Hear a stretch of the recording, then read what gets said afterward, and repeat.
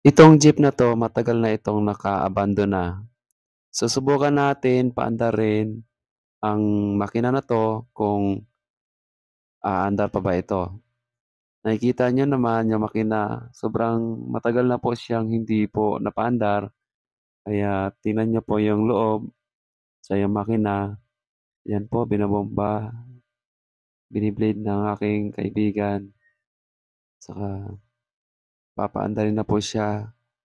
'Yan, yes, umandar po ang jeep, umandar na po ang makina. Talagang napakaluma na po ito. Kung makikita niyo po talaga, kita niyo naman, sobra pong luma, ayan po, nilulumot na po yung loob ng injection pump. Kita niyo naman po na sobrang tagal na po talaga niya. Pero nakita niyo po napaandar po siya. So, talagang sobrang tuwa namin.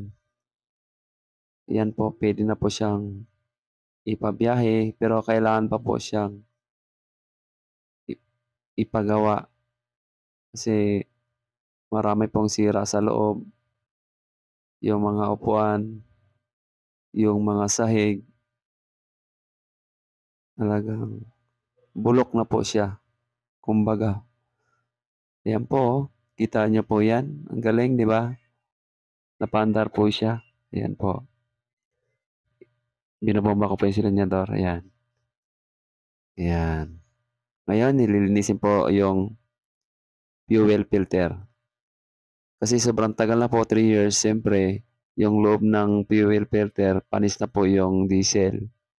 So, kailangan po siyang i-drain. Talagang masipag po talaga itong kaibigan kong 'to magkalikot.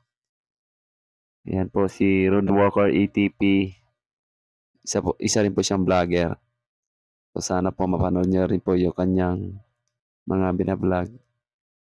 So, ngayon po medyo tumigil na po siya sa pagba-vlog kasi medyo busy po siya sa paggawa ng jeep na 'to. Kasi po ito po ay kanyang ipapabiyahe para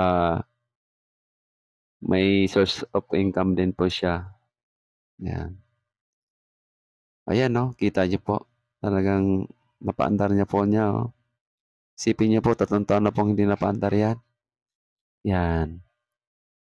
'Yan po ang diesel niya, 'yun, 'yun, tumagas, 'yan. Kita niyo 'yan 'no, 'yan 'no, 'yan, 'yan ang kaibigan ko, masipag po 'yan mga likot. Marami po akong natutunan diyan sa pagbuo ng makina, 'yan. Diyan po ako natuto, diyan po ako nagsimula sa kanya. 'Yan guys, ipakita po natin yung loob ng jeep, ayan, kita niyo naman 'di ba? 'Yan bayaw ko 'yan sa pamangkin ko. Okey, 'di ba? Kita niyo naman po talagang medyo hindi na rin po siya talaga kaaya-aya tingnan, pero dahil sa masigasig po ang aking kaibigan, talagang papaandarin niya at yun nga po napaandar niya. Ayan o, hini-heater po niya. Ayan, yes!